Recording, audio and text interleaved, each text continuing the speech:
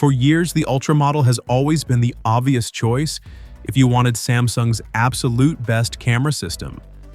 But what if next year the phone sitting just below the Ultra actually ends up taking better portraits?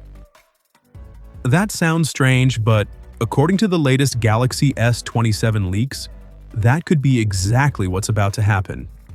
Samsung is reportedly preparing a much bigger Galaxy S lineup for 2027. Instead of the usual models, we could see 4 devices launched together: the Galaxy S27, S27 Plus, S27 Pro, and of course the Galaxy S27 Ultra. And out of all of them, the new Pro model might be the most interesting. The reason comes down to the cameras. Right now, rumors suggest that both the Galaxy S27 Pro and Galaxy S27 Ultra could share a surprisingly similar camera setup. We're talking about a massive 200-megapixel main camera with optical image stabilization, a 50-megapixel ultra-wide camera, and a 50-megapixel telephoto camera using Samsung's new ALOP, or All Lenses on Prism technology. On paper, that sounds almost identical, but there's one key difference. The Galaxy S27 Pro is rumored to feature a 3.5 times optical zoom camera, while the Galaxy S27 Ultra could stick with a 5 times optical zoom camera. Now, at first glance, the Ultra sounds better, right? Well, not necessarily. See, portrait photography typically looks best somewhere around the 3 times to 4 times zoom range. It's a sweet spot that gives faces a more natural look without the distortion you get from wider focal lengths. Because the S27 Pro would have a dedicated 3.5 times zoom lens, it can capture those portrait shots natively. The Ultra, on the other hand, would need to bridge the gap between its 1 times main camera and 5 times telephoto lens using sensor cropping and computational processing. And while modern smartphones are incredibly good at this, having a dedicated optical focal length is usually the better solution. So if these leaks turn out to be accurate, the Galaxy S27 Pro could actually deliver cleaner, more natural-looking portraits than the Galaxy S27 Ultra. Now don't get me wrong, the Ultra would almost certainly remain the king when it comes to longer-distance photography.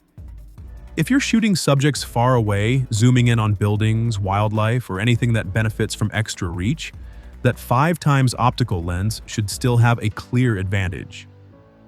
But for everyday portrait photography, the Pro might end up being the surprise winner. And that's not the only thing working in its favor.